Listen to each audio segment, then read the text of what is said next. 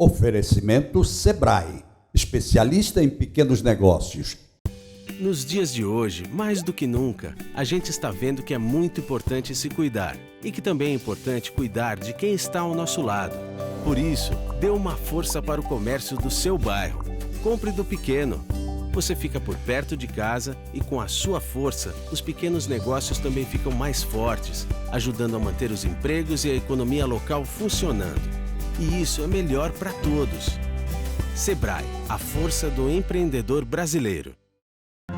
Agora, 240 famílias de Maceió vão poder ficar em casa com mais tranquilidade. É que a Prefeitura já entregou as chaves do novo residencial Vale do Parnaíba, no Rio Novo. Uma conquista para famílias como a da Dona Luísa, que saiu de uma área de risco para um lar seguro, com água encanada e toda a estrutura. É assim, com esperanças em dias melhores, que Dona Luísa, a família e os vizinhos vão ficar em casa. Prefeitura de Maceió.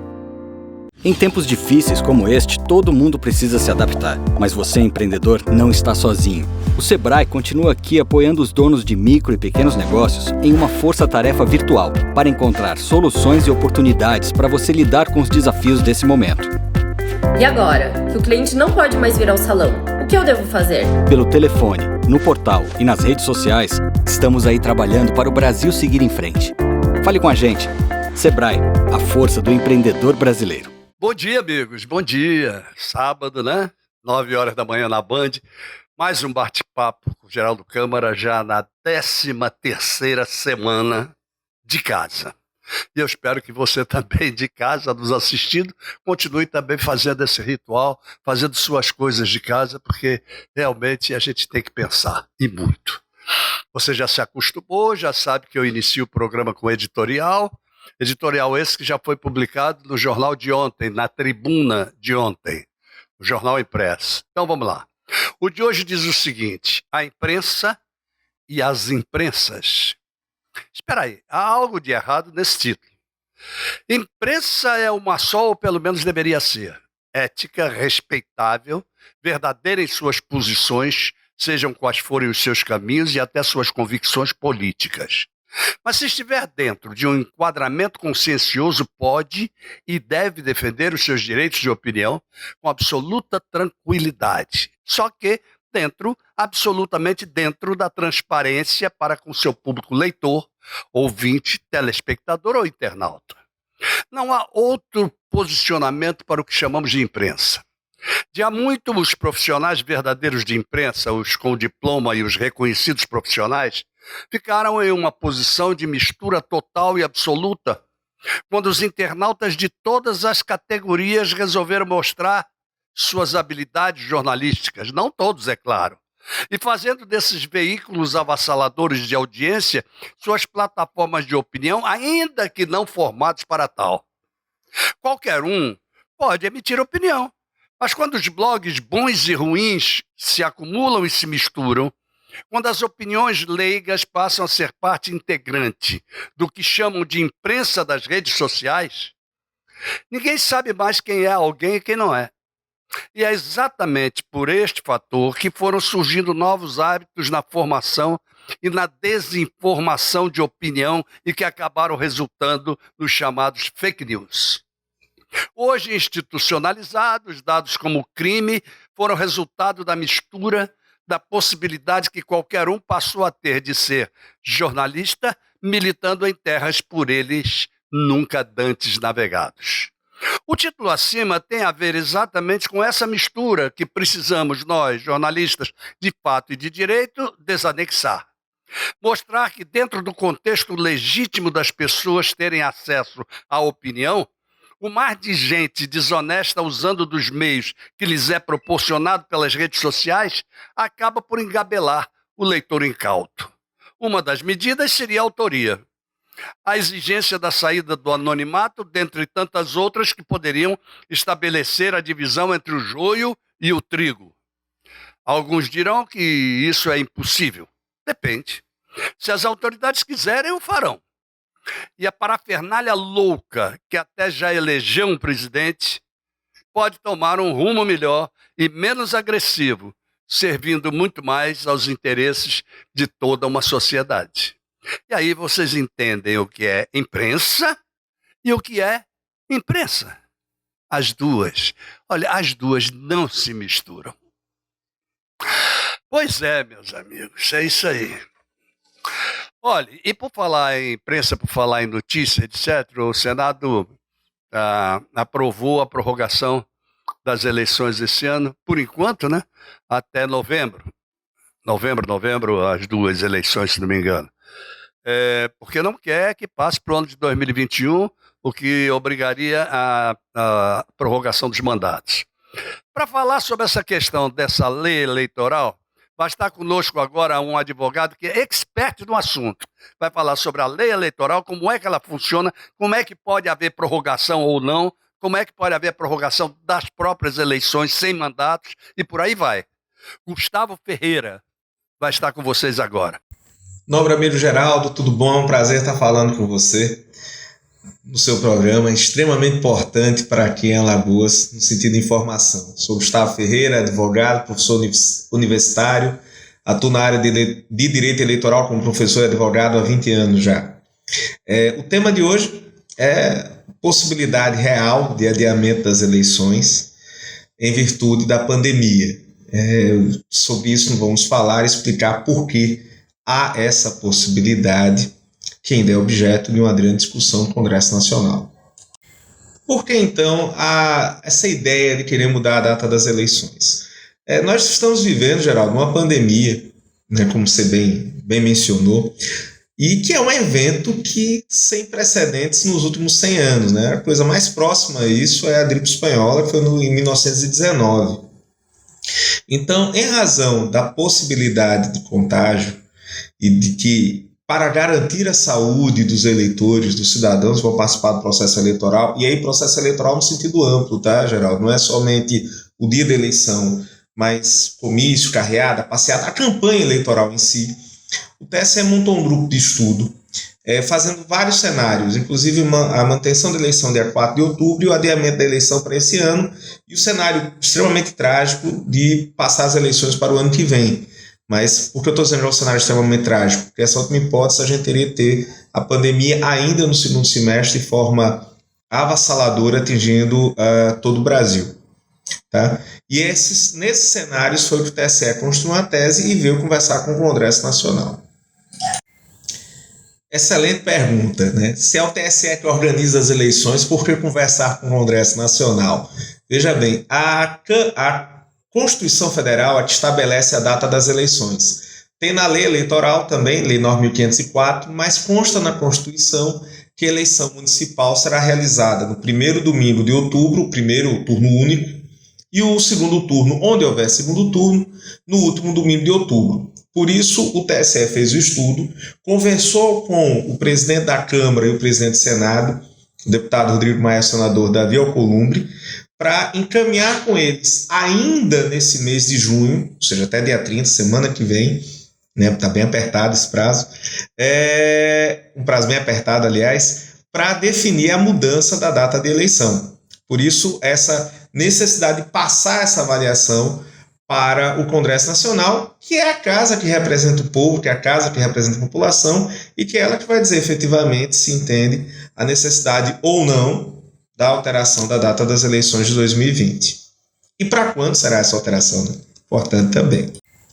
Bem lembrado, ponto importante em relação à data da eleição, não ser o principal motivo de mudança, é porque a data da eleição são votação apenas 2 cargos, vereador e prefeito.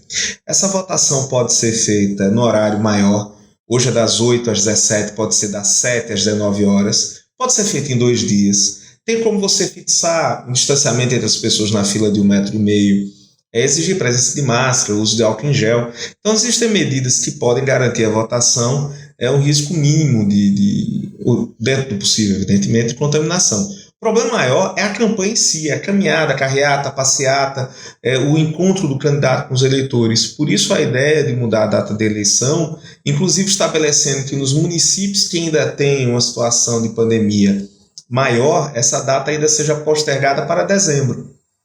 Tá? A ideia tem sido trabalhada em cima disso, Claro, todos esperamos que no partir do segundo semestre a gente já esteja uma situação bem mais controlada no Brasil todo, mas a ideia de ter um adiamento para novembro e adiar ainda mais alguns municípios que estejam no auge da pandemia é justamente garantir a segurança do cidadão para poder participar do processo eleitoral, do processo democrático, sem que isso represente um risco à sua vida. Por fim, o motivo de evitar o adiamento, e excelente questionamento seu, para o ano que vem, é você não abrir um precedente perigoso para a nossa democracia. A gente tem uma democracia extremamente recente, né, Geraldo? Se a gente contar da posse de Sarney Tancredo Neves em 85, são 35 anos de democracia, e eventualmente com eventos de gente pedindo a volta da ditadura. Então, o medo é você abrir um precedente que em outras situações menos graves do que a pandemia, isso venha a gerar um mote, uma motivação para adiamentos antidemocráticos, né? Por isso a ideia de fazer ainda esse ano. Aproveito para agradecer por demais a oportunidade de estar falando um pouquinho de direito eleitoral aqui no programa com um amigo, nessa torcida, né? Com fé em Deus e na ciência, fé nos dois, somente em Deus, para que no segundo semestre a gente tenha uma situação bem mais tranquila e possamos voltar à normalidade com adaptações a essa realidade pós-pandemia.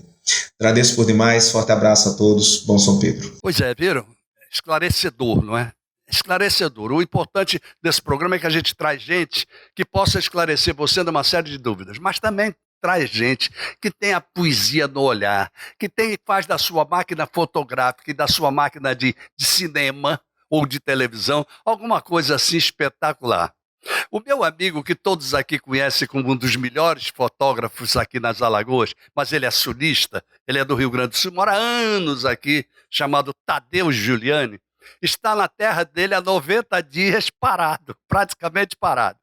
Aí eu disse, Tadeu, manda aqui o teu aceno sobre a situação aí no Sul. Ele disse, manda agora.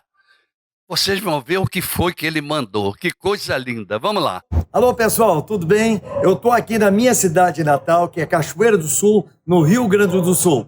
E ao convite do nosso querido Geraldo Câmara, eu estou mandando algumas imagens dessa cidade maravilhosa, do qual eu nasci, e também trazendo notícia para vocês dessa pandemia que deu no mundo todo. Porém, eu quero dizer a vocês, eu quando estava em Maceió, lá estava bom, aqui estava mais ou menos. E aqui hoje está mais ou menos e nós estamos passando uma dificuldade em Maceió.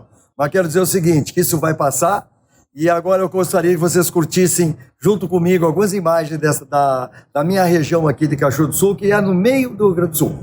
Essa cidade foi nascida com o nome de Cachoeira porque temos aquelas imagens mostrando uma cachoeira, uma ponte. E depois temos pontos históricos, daqui que é a matriz, a praça principal. Depois vocês vão ver as atividades comerciais o dia todo. O comércio aqui, gente, quero dizer bem franco para vocês, o comércio está aberto, está todo mundo se cuidando, há uma certa exigência bem grande a respeito do uso das máscaras. 99% das pessoas estão usando máscaras, algumas exceções em eventos, que realmente esporte não está acontecendo, porém, eu quero dizer o seguinte para vocês, como uma cidade muito agropastoril, com faculdades na área de agronegócios, tudo aqui funciona. Então, há alguns casos, mas muito raros. Então, nós estamos passando a tal de bandeira amarela. Mas a cidade está ativa, todo o comércio está, conforme as imagens que estão passando para os senhores. Eu vou mostrar imagens, principalmente da cidade no começo, e depois passaria para vocês a atividade rural, que é a principal atividade da cidade. Essa cidade tem 90 mil habitantes, é no meio do Rio Grande do Sul. E aqui tem vários cachoeirenses daqui que hoje convivem lá em Maceió também. Então, se um dia vocês virem para o Rio Grande do Sul, não deixem de conhecer essa cidade, essa minha cidade chamada Cachoeira do Sul. É terra de gente muito alegre, receptiva, de mulheres bonitas, tanto quanto a nossa querida Maceió. Eu quero dizer para vocês, eu estou com saudade de vocês, eu já estou há 90 dias aqui e vou dizer bem franco, eu tô louco para chegar. Eu tenho certeza que quando chegando aí, Maceió vai estar alegre como sempre foi. Entendeu? Então agora eu vou passar mais algumas imagens do interior. Eu acho que vocês vão gostar muito. E quero agradecer ao Geraldo e ao Robertinho, que é meu sobrinho, da edição desse lindo vídeo que vocês estão vendo das imagens do interior do Rio Grande do Sul e suas capacidades agronômicas e esse povo alegre também. Ok, pessoal de Maceió? Em breve estarei com vocês aí. Muito obrigado para vocês todos. Curte agora o restante das imagens e quero desejar a todos vocês, logo, logo a gente estaremos andando na praia, se divertindo, curtindo a praia, surfando, mergulhando e aquela receptividade que todo aquele povo alagoano tem com todo o povo brasileiro e principalmente com o povo gaúcho.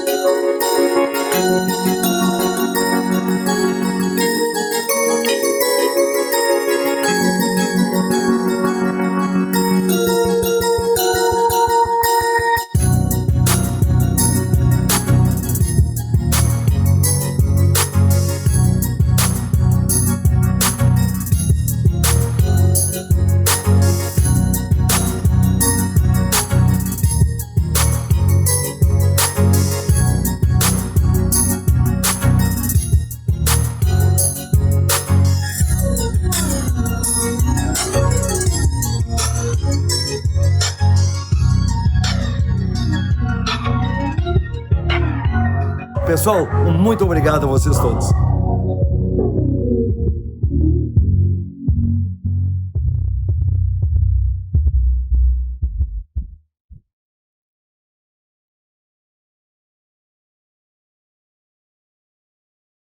Viram que coisa maravilhosa? A gente precisava disso. Que paisagens essas do Sul, não é verdade? Então agora nós vamos aos nossos comerciais, lembrando a vocês do Sebrae. Esse Sebrae que está aí fantástico em termos do empreendedorismo, que está com toda a corda, e isso é muito bom. A Bodega do Sertão com aquelas comidas maravilhosas e o Janga Praia, que você através do iFood pede sua comida maravilhosa em casa. Vamos lá, gente, voltamos já.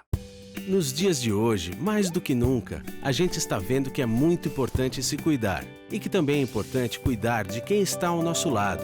Por isso, dê uma força para o comércio do seu bairro. Compre do pequeno.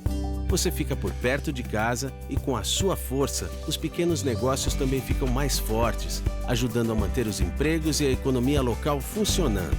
E isso é melhor para todos. Sebrae, a força do empreendedor brasileiro.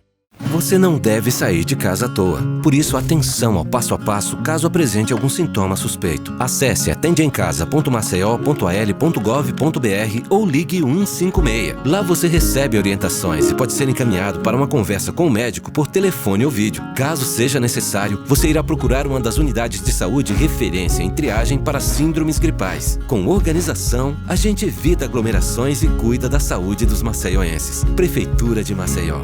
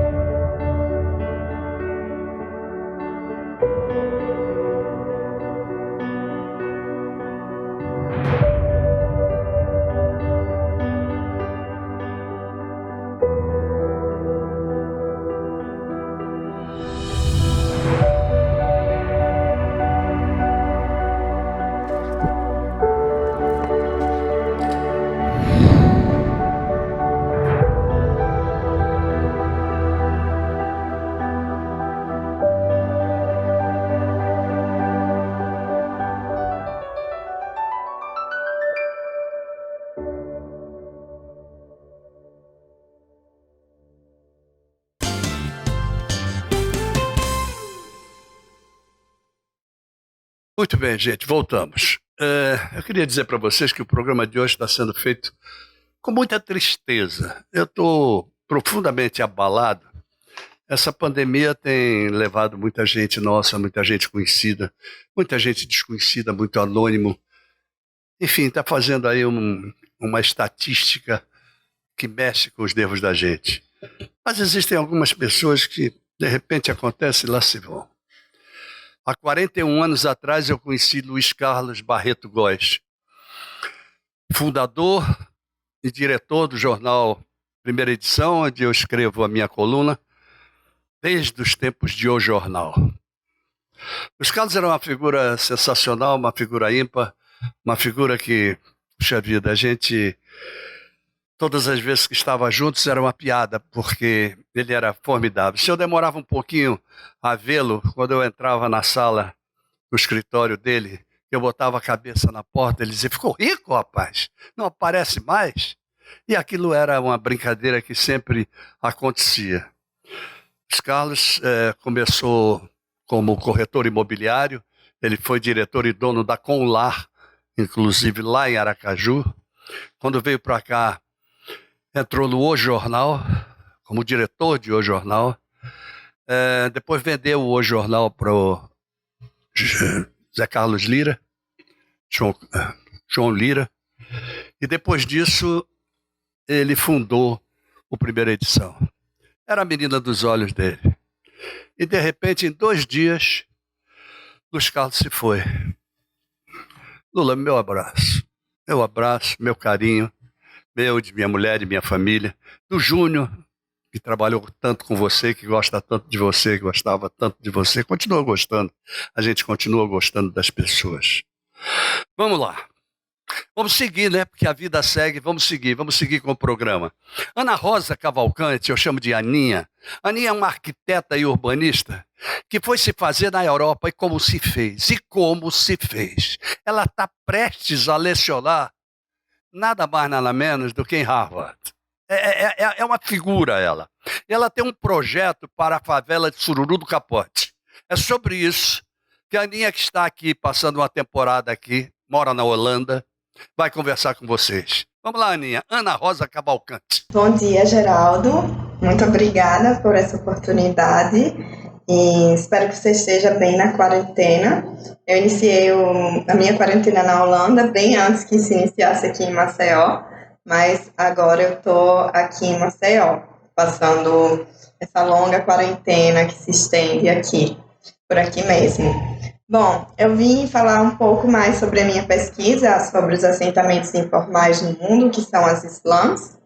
e que eu realizei a partir de estudos de casos aqui em Maceió, que é uma cidade que é uma das que mais se urbaniza no mundo e que é uma cidade marcada por extremos contrastes. Então, eu realizei um estudo de caso em duas das favelas mais pobres do Brasil, que são a favela Sururu de Capote e a favela e as grotas de Maceió, tendo como estudo de caso a Grota do Telégrafo, e eu, inclusive, vivi lá para fazer a minha pesquisa.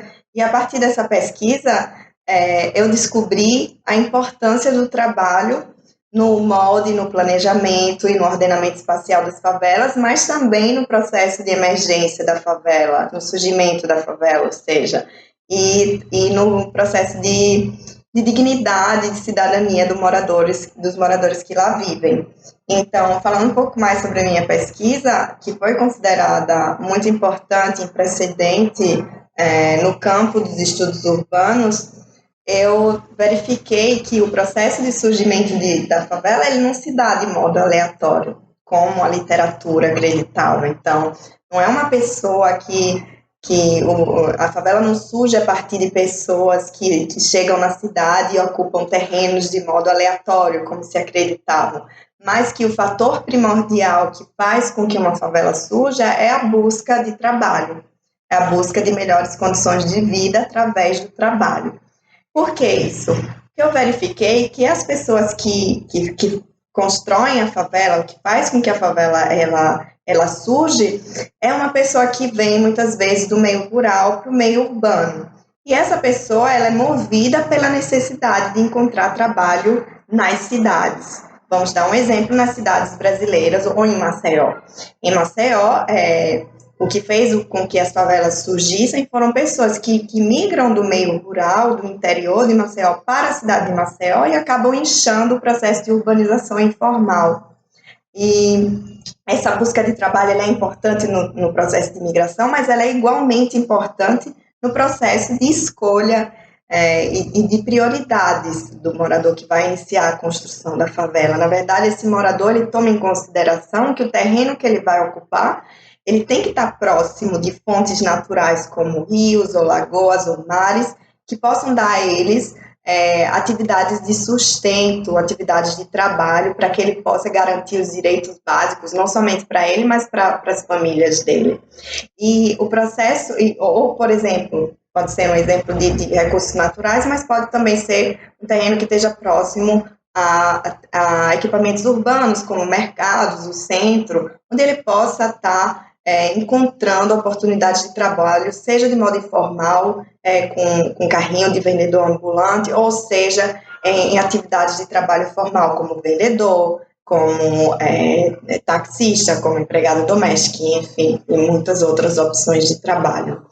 E eu verifiquei também que o trabalho ele é o fator principal e primordial para o processo de planejamento, desenho e ordenamento espacial da favela, ou seja, ao contrário também do que se acreditava na literatura dos assentamentos informais, a favela, ela não e as slums do mundo, ela não desenhada de modo caótico e sem lógica. A lógica principal que norteia o desenho das casas, a orientação dos becos e o ordenamento espacial dentro da favela, mas também no entorno da favela com a cidade formal, ele dá-se para priorizar as atividades de trabalho que dão sustento àquelas pessoas e que dão o direito a outras necessidades básicas serem atendidas, como o direito à moradia, ele vem depois que essa necessidade de trabalho e subsistência, ela vem e é realizada. Um exemplo que eu cito é o processo de formação da favela Sururu de Capote. Então, as casas, elas são desenhadas para comportar atividades de trabalhos e domésticas e os espaços vão sendo desenhados para atender às necessidades advindas dessas duas funções humanas. A orientação do beco, ela tem que facilitar o transporte do sururu da lagoa até as margens da favela, onde o sururu é vendido não somente para as imediações do bairro onde ela está inserida, mas para pessoas que vêm de outros bairros, que são atraídas pelo baixo custo dos comércios e do serviço dos trabalhadores que moram naquela favela. e também no processo de ordenamento espacial próprio dito e na lógica, porque a maioria dos comércios e dos serviços dos moradores que moram na favela estão inseridas nas margens da cidade informal e informal.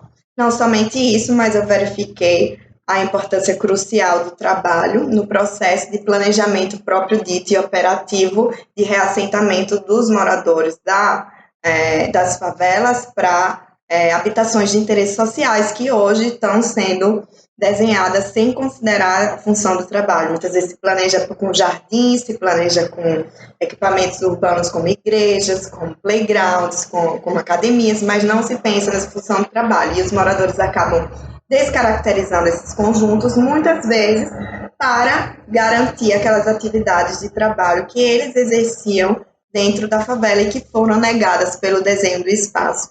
E aí eu vou elaborando uma discussão onde eu também vou buscando alternativas de novas políticas públicas que incluam esse direito no processo de políticas públicas novas, inovadoras, e também no processo de desenho urbano e novos modelos de habitação social baseados no que eu estudei na favela.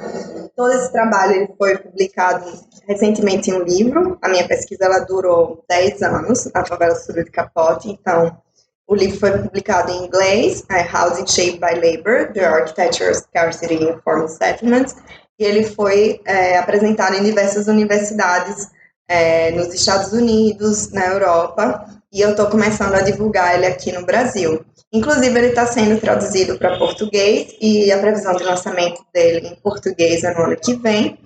E eu estou muito ansiosa e muito feliz por poder contribuir finalmente com esse conhecimento na terra onde eu nasci e onde eu pretendo efetivamente atuar de modo mais evidente e evidenciado. Muito obrigada pelo seu espaço, muito obrigada por essa oportunidade de apresentar um pouco mais sobre o meu trabalho. E tem muito mais discussões assim, que eu gostaria de aprofundar, mas não dá nesse vídeo. E eu desejo a você muita tranquilidade nesse período de quarentena. Está muito difícil para todo mundo mesmo, mas eu espero que ele seja uma oportunidade para a gente repensar os nossos valores e, por que não, o planejamento das cidades, tendo em consideração principalmente as necessidades das populações menos privilegiadas e menos representadas.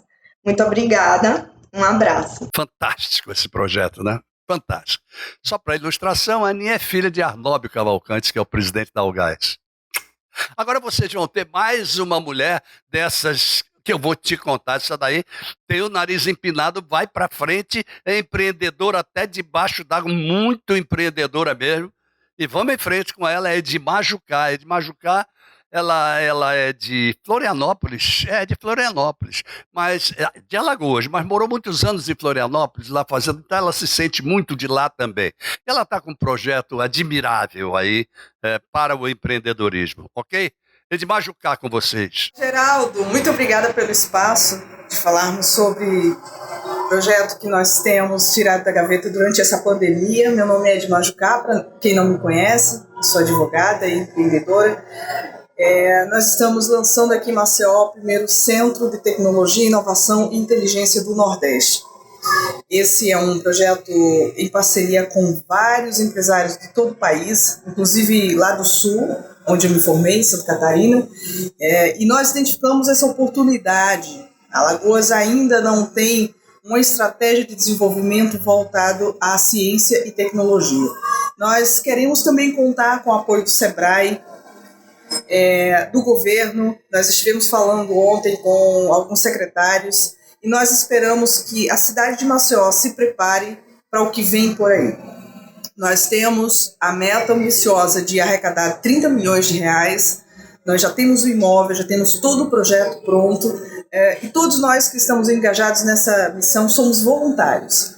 Eu acredito que o empreendedorismo vai salvar a economia alagoana e brasileira nos próximos anos. Se nós criarmos um ambiente voltado ao estímulo de novas empresas, nós vamos conseguir tirar o nosso país da miséria, da pobreza e gerar empregos de todos os níveis, porque quando você cria um ambiente como esse, voltado à tecnologia, você vai criar outros empregos indiretos também.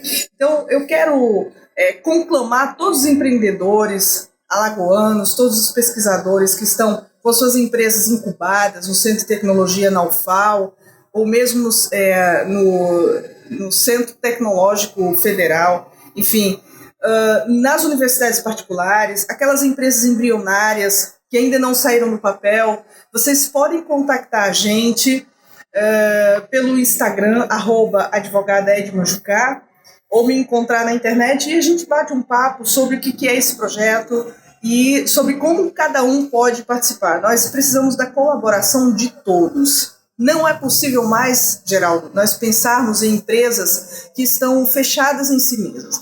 Nós temos que criar um novo mundo, uma nova economia, uma economia mais colaborativa, em que as pessoas de casa também participam na gestão, no planejamento, enfim, na estratégia de vendas. Então, nós percebemos em Santa Catarina, na última década que ficamos lá, que o Estado é forte porque apoia a criação de novos empreendimentos voltados ao setor tecnológico. E aqui em Maceió nós temos algumas experiências já muito interessantes, apoiadas inclusive pelo Google.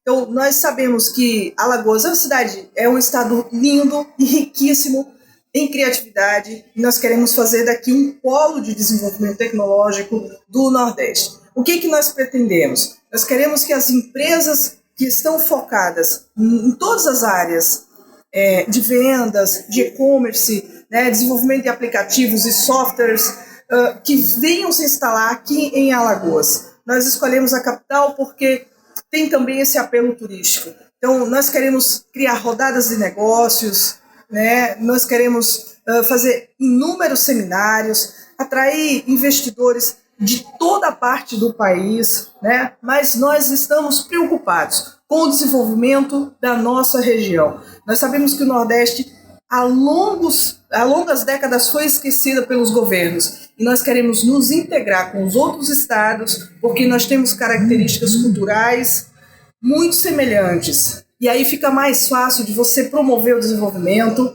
de dar uma gestão mais eficiente na área pública, por exemplo. Existem muitas prefeituras que perdem recursos do governo federal porque não fazem gestão, não fazem prestação de contas. Então, nós da Jucá Assessoria Política temos essa preocupação de dar uma boa gestão às prefeituras. Enfim, nós queremos que todos aqueles que têm alguma ideia na área tecnológica, mesmo que não tenham dinheiro, conversem com a gente, para a gente dar mentoria, para a gente acelerar essas ideias, tirar do papel e trazê-las para ficar no mesmo cluster, no mesmo ambiente que nós estamos trabalhando. O imóvel já está pronto, nós já temos alguns investidores que estão com a gente, e nós precisamos de mais pessoas que acreditem nesse projeto e que venham com a gente, principalmente com o Sebrae. É muito importante que a gente tenha um apoio, Geraldo. Se você conhecer alguém do Sebrae, nos ajude nesse sentido, porque assim a gente vai conseguir desenhar juntos. Muito obrigada. Vamos construir uma nova economia para Alagoas e não vamos pensar em crise, vamos trabalhar. É isso aí, gostaram? Eu gostei. Mas vamos lá. Sebrae, já falou de empreendedorismo, tem que ter Sebrae no meio, ok? Bodega do Sertão, comidas maravilhosas, estou morrendo de saudade, inclusive, de fazer o programa lá. E Janga Praia, que está entregando comidas maravilhosas para você através do iFood. Vamos até os nossos comerciais e voltamos já. Em tempos difíceis como este, todo mundo precisa se adaptar. Mas você, empreendedor, não está sozinho. O Sebrae continua aqui apoiando os donos de micro e pequenos negócios em uma força-tarefa virtual para encontrar soluções e oportunidades para você lidar com os desafios desse momento. E agora, que o cliente não pode mais vir ao salão, o que eu devo fazer? Pelo telefone, no portal e nas redes sociais, estamos aí trabalhando para o Brasil seguir em frente. Fale com a gente. Sebrae, a força do empreendedor brasileiro. Agora, 240 famílias de Maceió vão poder ficar em casa com mais tranquilidade. É que a Prefeitura já entregou as chaves do novo residencial Vale do Parnaíba, no Rio Novo. Uma conquista para famílias como a da Dona Luísa, que saiu de uma área de risco para um lar seguro, com água encanada e toda a estrutura. É assim, com esperanças em dias melhores, que Dona Luísa, a família e os vizinhos vão ficar em casa. Prefeitura de Maceió.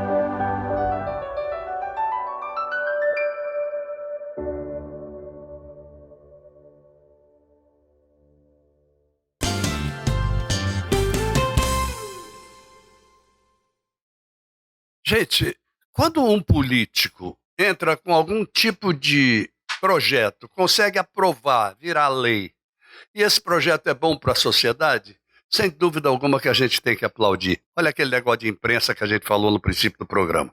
Então é isso, o senador Fernando Collor apresentou um projeto e foi aprovado, já virou lei, que visa exatamente o combate ao desperdício de alimentos e facilita a doação desses alimentos, que antigamente era o seguinte: ninguém podia, as grandes empresas não podiam doar o alimento.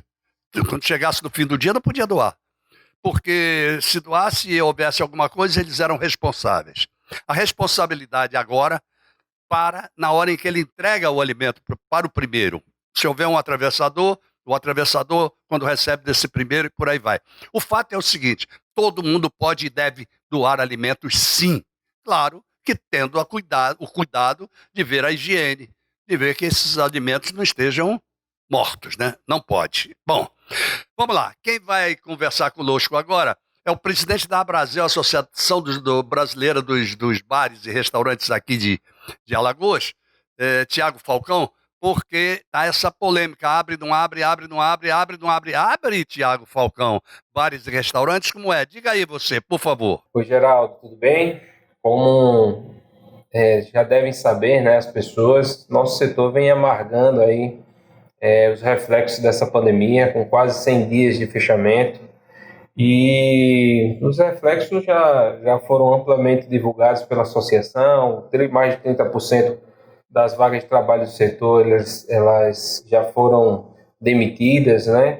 A gente tem uma possibilidade real aí de fechamento de 30% a 50% de bares e restaurantes dentro dos próximos meses, e é claro que a gente vê isso com muita preocupação, e a gente tem duas atitudes agora dentro do cenário que a gente vive com as datas de reabertura próximas, né? O primeiro ponto é transmitir à sociedade quais protocolos são esses que bares e restaurantes vêm adotando, esse protocolo de segurança, inclusive desde o primeiro decreto do governo. Antes do primeiro decreto, na verdade, do governo, a gente já tinha estabelecido dentro de bares e restaurantes como deveria se comportar, distanciamento de mesas. Não diferente, em abril a gente entregou um documento muito mais amplo que fala sobre esses protocolos, né? Final de abril entregou à Prefeitura de Maceió e ao Estado, e a gente vem trabalhando de forma muito responsável. A quem está funcionando com o sistema delivery, né, ou PEG leve, que representa um pouco menos de 40% dos nossos estabelecimentos, eles vêm trabalhando de forma muito responsável, e esses quase 60% dos estabelecimentos que realmente estão com as portas fechadas, sem nenhum tipo de funcionamento, eles vêm adequando a sua casa para esse retorno, para essa nova normalidade, para que a gente possa atender os nossos clientes com toda a segurança possível. Então a Abrazel, inclusive, defende que a nossa fase seja antecipada para uma primeira fase, reduzindo o número de assentos de bares e restaurantes, para que a gente possa fazer ainda um crescimento ainda mais progressivo, que a gente possa trabalhar melhor a educação dos nossos clientes, dos nossos colaboradores, dentro de uma nova normalidade. Então, a gente entende que esse momento agora é um momento de união em relação a todos da sociedade, para que a gente possa dar esse passo com segurança, para que a gente possa dar esse passo a priorizar a priorizar a saúde não somente dos clientes, mas também dos nossos colaboradores. Então a gente está muito confiante sobre esses protocolos sanitários que a gente adotou, que se desenvolveu junto com o Estado, para que a gente possa dar esse próximo passo aí, com certeza que a gente está fazendo de forma correta e sem prejudicar a ninguém. Então, um dos pontos que a gente vê dentro desse projeto de retomada é que a gente precisa, de forma muito assertiva, que as prefeituras, que o nosso Estado tenha um planejamento também econômico, ajudar esse setor que vem passando essa crise enorme e que se deve protelar aí por mais meses até a sua recuperação plena. Para você ter uma noção, mesmo que se o decreto permitisse 100% da capacidade, isso não vem acontecendo no resto do país.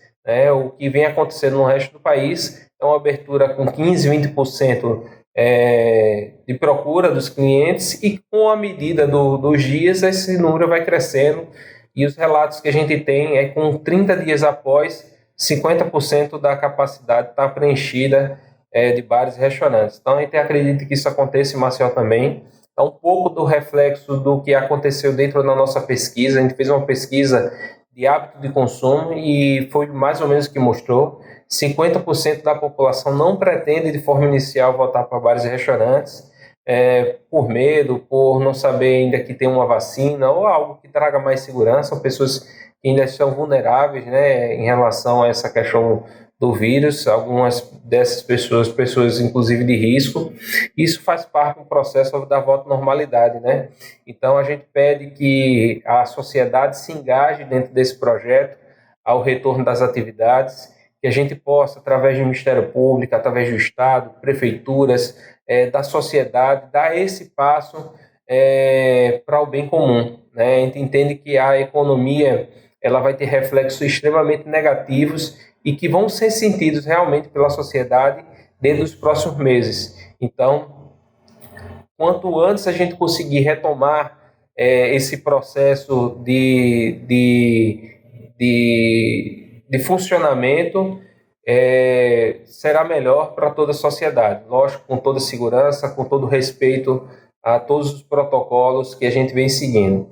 Então, estamos muito confiantes nesse processo que a gente está dando aí em relação a essa retomada e esperando que a população também faça a sua parte, usando as máscaras, cumprindo o distanciamento social, que muita da população não vem cumprindo as determinações. Então, isso preocupa a gente porque termina lotando a questão das saúdes e prejudicando esses passos em relação à abertura do comércio. Vocês ouviram a opinião do presidente da Abrazel. Agora a gente coloca quem? Rafael Brito, que é o secretário de Desenvolvimento Econômico e Turismo, que semana passada participou junto com o governador das possibilidades de abertura e como é que elas terão que acontecer, o protocolo de como vai acontecer. Então, com vocês, Rafael Brito. A gente vai começar agora o processo de flexibilização da economia em Alagoas, que ainda está fechado, está sem funcionar. Quais são os setores mais impactados nesse momento pelo coronavírus aqui em Alagoas? O comércio, seja ele comércio de rua ou comércio de shoppings, galerias, e esse já na primeira fase terá a sua retomada autorizada. O comércio de shopping fica para a segunda fase, porque os estudos entendem que ambientes fechados são ambientes mais propícios para a disseminação e contágio do coronavírus. Bares e restaurantes e transporte intermunicipal e transporte turístico também fica para essa segunda fase, que deve estar acontecendo em mais ou menos na metade de julho, dependendo da curva epidemiológica, enfim. Então há um processo de retomada na nossa economia, há um processo de retomada responsável, seguro para a população nesse momento em andamento. Alagoas, como vocês acompanharam, foi um dos primeiros estados do país em que a curva de contágio e de mortes do coronavírus se acentuou. A gente nesse momento hoje vive, principalmente em Maceió, uma queda muito grande, tanto de contágio, tanto em óbitos diários. Isso faz com que a gente tenha segurança em iniciar a discussão sobre essa flexibilização. Outros estados do Nordeste, que também foram os primeiros do Brasil, né, a apresentar esse padrão de curva antecipada, digamos assim, também tem já saído da crise. E agora a gente vê a crise chegar no sul do país, no centro-oeste, que eram estados que aqui se dizia, né, exemplos de combate ao Covid-19. Mas essa é uma questão apenas de curva epidemiológica, de nível de contágio.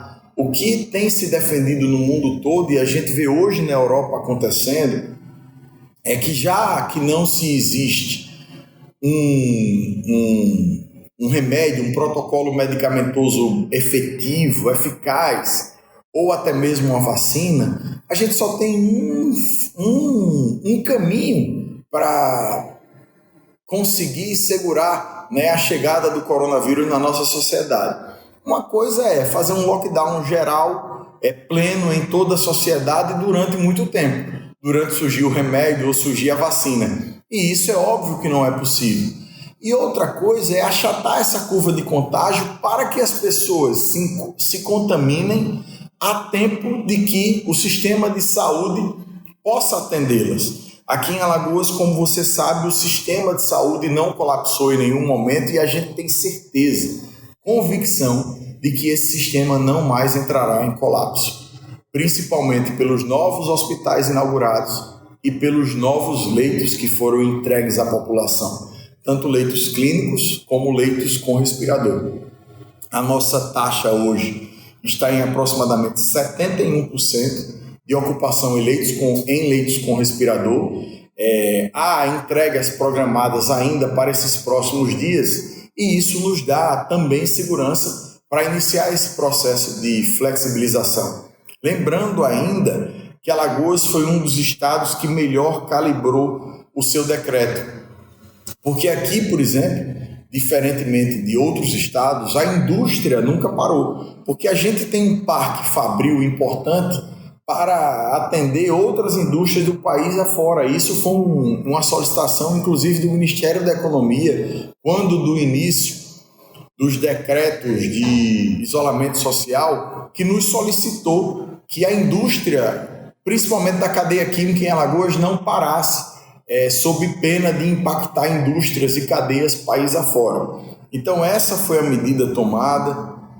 A gente já vê uma recuperação também no turismo, inclusive com novos voos postos para o mês de julho. A gente em julho vai ter aproximadamente 35% da malha aérea que a gente tinha antes da crise, ou em julho do ano passado, com 9 voos. Isso é uma conquista muito grande, principalmente quando a gente compara essa malha aérea com outros estados do país. E se a gente continuar nesse ritmo, de queda de novos contágios, de queda de óbitos diários, a gente vai chegar em dezembro, vai chegar em outubro, novembro, dezembro, janeiro, enfim, com a segurança sanitária necessária para que a gente retome o turismo, a indústria que já está ativa e aquecida dentro das possibilidades da pandemia e também com o comércio. Eu acho que era isso que eu tinha para colocar.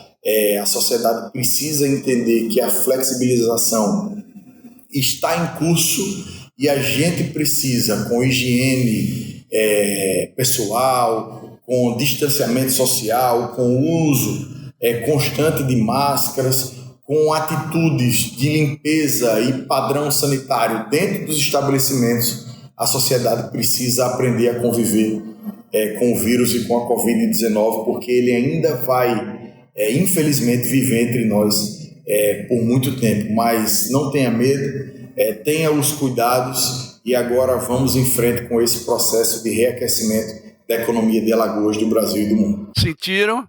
Viram?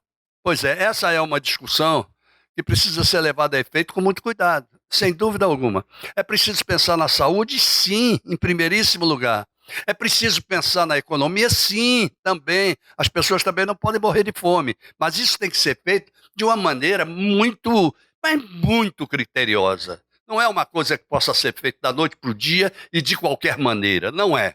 Então estão aí as opiniões de um lado, de outro e tal, todos acertadamente pensando, porque é isso que tem que ser feito. E vamos lá, gente, vamos em frente e que Deus nos ajude com essa pandemia. E por falar nisso, vamos ouvir um pouco de música, né, gente? Oh, meu Deus, vai ser pouquinho hoje, mas que vai ter música, vai. E aí, com vocês, Lucy Muritiba, que é uma cantora daqui muito boa e que vai conversar com a gente rapidinho e depois vai se apresentar junto com uma outra grande cantora, que é Fernanda Guimarães. Vamos lá, vamos ouvir. Olá, Geraldo Câmara, tudo bem com você? Olá para todos os seus telespectadores que acompanham o programa Bate-Papo.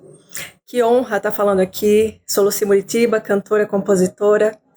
E tenho passado esse tempo de pandemia estudando, revisitando álbuns, livros, canções, tentando produzir um pouquinho também, para que quando a gente possa voltar, né, a se aglomerar, a gente possa vir com tudo aí. E a canção que eu trouxe hoje aqui para vocês é uma canção minha, chamada Ondas de Amor, do meu segundo disco, que inclusive está disponível em todas as plataformas digitais, então vai lá, escuta, curte, compartilha, fortalece aí a gente. E essa canção eu tive a honra de gravar com uma cantora que eu admiro muito, que é a Fernanda Guimarães, e eu trouxe ela porque ela fala de amor, né, que é algo que a gente está precisando muito nesses tempos, e acho que vocês vão gostar. Então é isso, grande beijo, fiquem bem e até breve.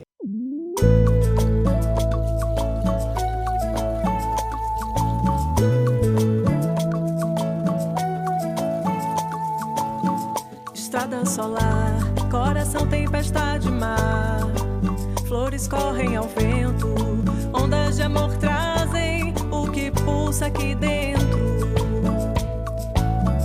Amor é onda que quebra no meu peito, e o meu peito é de mulher. Qualquer onda de amor transborda. Amor é onda que quebra no meu peito, e o meu peito é de mulher. Qualquer onda de amor transborda. Mergulhar, fecundar, multiplicar, sangrar é parte do processo. Inventar a vida de garfinho, somos sempre o recomeço. Amor é onda que quebra no meu peito, e o meu peito é de mulher. Qualquer onda de amor transborda. Amor é onda que quebra no meu peito, e o meu peito é de mulher. Qualquer onda de amor transborda. Amor é onda que quebra no meu peito, e o meu peito é de mulher. Qualquer onda de amor transborda. Amor é onda que quebra no meu peito, e o meu peito é de mulher. Qualquer onda de amor transborda no meu peito.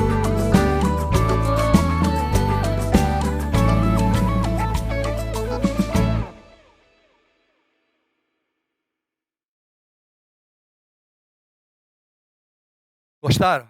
Pois é, para aliviar um pouco a tensão, né? Um pouco de música de duas cantoras fabulosas, magistrais. Bem, sem dúvida alguma que a gente vai fazendo esses programas de casa em pleno São João, em pleno São Pedro. A gente vai vendo das janelas, como eu ontem estava vendo da janela do meu apartamento, eu vendo outros apartamentos com as pessoas dentro de casa. Você sentia que estavam ouvindo música, dançando, tentando fazer e levar um pouquinho de alegria nas janelas, nas lives, em tudo quanto é lugar. E precisa fazer isso, sem dúvida alguma precisa fazer isso. Vem uma outra novidade grande por aí, que é o novo Código de Trânsito. No próximo programa, nós vamos conversar sobre esse novo Código de Trânsito, ok? Ok. Eu vou encerrar esse programa dedicando à memória do meu amigo Luiz Carlos Barreto Góes, o diretor da primeira edição. E eu faço levando as minhas condolências, os meus pêsames à sua família, nas pessoas de Conceição, a viúva, e dos filhos Bruno, Miguel e Raquel. Até lá, gente. Deus mandou dizer que quer, estaremos juntos no próximo programa. Oferecimento Sebrae, especialista em pequenos negócios.